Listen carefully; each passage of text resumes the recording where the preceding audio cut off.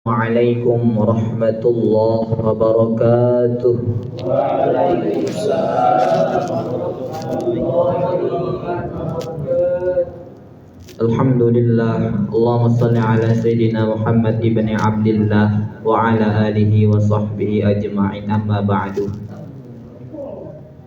Anak-anakku SMA ITYRSI Mataram yang dirahmati Allah subhanahu wa ta'ala, pada siang hari ini Ustaz ingin mengingatkan salah satu hadis Nabi Muhammad SAW yang pernah disampaikan kemarin di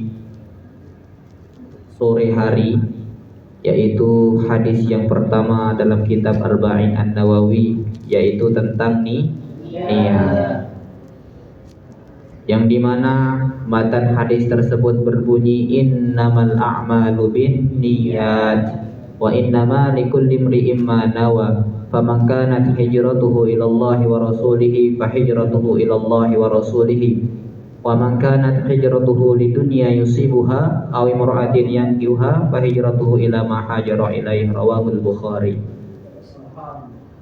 Bahwasanya para ulama di dalam kitabnya seperti Al-Imam An-Nawawi, beberapa kitab beliau selalu didahului dengan hadis pertama ini, hadis tentang niat. Dalam kitabnya Arba'in An-Nawawi ataupun dalam kitabnya Al-Azkar, dalam kitabnya Riyadhus Shalihin, itu selalu yang pertama dicantumkan itu hadis tentang niat.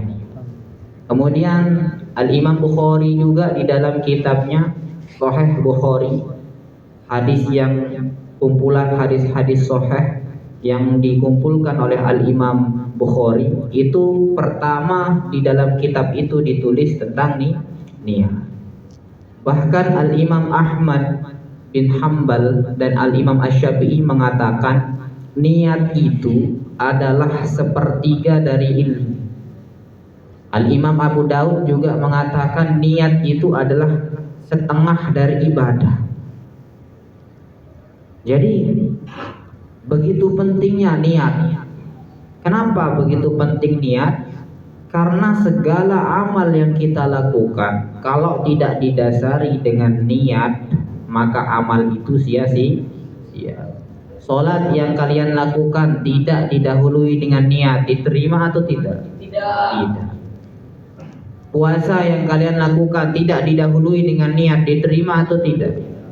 Tidak. Maka Islam mengajarkan kepada kita agar apapun yang akan kita lakukan awali dengan niat yang baik. Sebagaimana contohnya, kalian yang datang ke SMA ITYRSI Mataram, duduk di sini, duduk setelah melaksanakan sholat dalam keadaan menuntut ilmu. Secara zahirnya kalian semua sama, menuntut ilmu. Tapi hakikat yang kalian lakukan siapa yang tahu? Hanya Allah yang tahu apakah kalian yang kalian lakukan benar enggak menuntut ilmu atau tidak. Maka hikmah yang akan diperoleh dari menuntut ilmu itu hanya diberikan kepada orang yang dari rumahnya itu berniat untuk menuntut ilmu. Karena banyak orang datang kemudian serupa-rupanya seperti orang yang menuntut ilmu tetapi tidak berniat menuntut ilmu, tidak akan mendapatkan hikmah tersebut. Contohnya dalam hadis man kharaja fi talabil ilmi fahuwa bi sabilillah hatta yarji'a. Siapa yang keluar dari rumahnya dengan niat menuntut ilmu, maka dia berada di jalan Allah sampai dia pulang. Siapa yang fi sabilillah itu? Siapa yang ada di jalan Allah itu? Tentu orang yang berniat menuntut ilmu. Maka kalian semua seperti sama di jalan Allah, tetapi belum tentu kalian semua berada di jalan Allah kalau kalian tidak mengawali dari rumah kalian berniat. Bahkan niat itu juga bisa merubah sesuatu yang baik kita lakukan itu menjadi tidak baik. Man talaba ilman, siapa yang menuntut ilmu, bahwa yubtagha bihi wajhullah, dia itu tidak berniat untuk mencari ridha Allah. La yuridu illa ayyanala arada minad dunya, tapi dia itu berniat untuk mencari kemewahan dunia saja, maka lam yarih raihatal jannah, dia tidak akan mendapatkan yang namanya haruman surga. harumnya surga saja dia tidak dapatkan, bagaimana dengan surga. Sehingga dikatakan di dalam hadis, Innallah hakatabal hasanati wa sayyi'at, bahwasanya Allah itu menetapkan kebaikan dan keburukan. Kalau kita berniat untuk melakukan kebaikan, kemudian kita tidak melakukan kebaikan, Allah berikan satu pahala, satu kebaikan. Tapi kalau kita melakukan kebaikan itu yang kita niatkan, Allah berikan 10 kebaikan, bahkan akan dilipat gandakan 700 kali, bahkan tidak terhingga.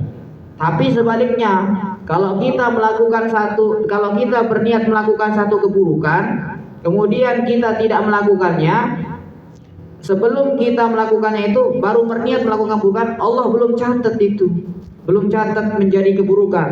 Baru ketika kita kemudian tidak melakukan keburukan yang kita niatkan itu, Allah berikan satu kebaikan. Dan ketika kita melakukan sebuah keburukan yang kita niatkan, Allah cuma berikan satu dosa atau keburukan. Maka ini keadilan Allah Subhanahu wa taala, kebaikan Allah, rahmat Allah. Kita berniat kebaikan, belum kita lakukan udah diberikan pahala.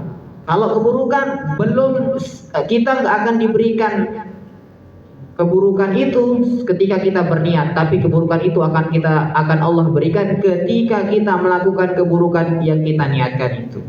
Maka sekarang awali semua perbuatan kita dengan niat yang baik, dengan niat yang mulia. Insyaallah semoga kita semua termasuk orang-orang yang beruntung di dunia wal akhirah. Amin ya rabbal alamin. Semoga kita semua termasuk orang-orang yang diberikan niat-niat yang baik. Amin ya rabbal alamin. Barakallahu li wa lakum. Sama-sama kita tutup dengan baca doa alhamdulillah dan kafaratul majlis. Alhamdulillahirabbil alamin. Subhanakallahumma wa bihamdika asyhadu an la ilaha illa anta astaghfiruka wa atubu ilaik. Assalamualaikum warahmatullahi wabarakatuh.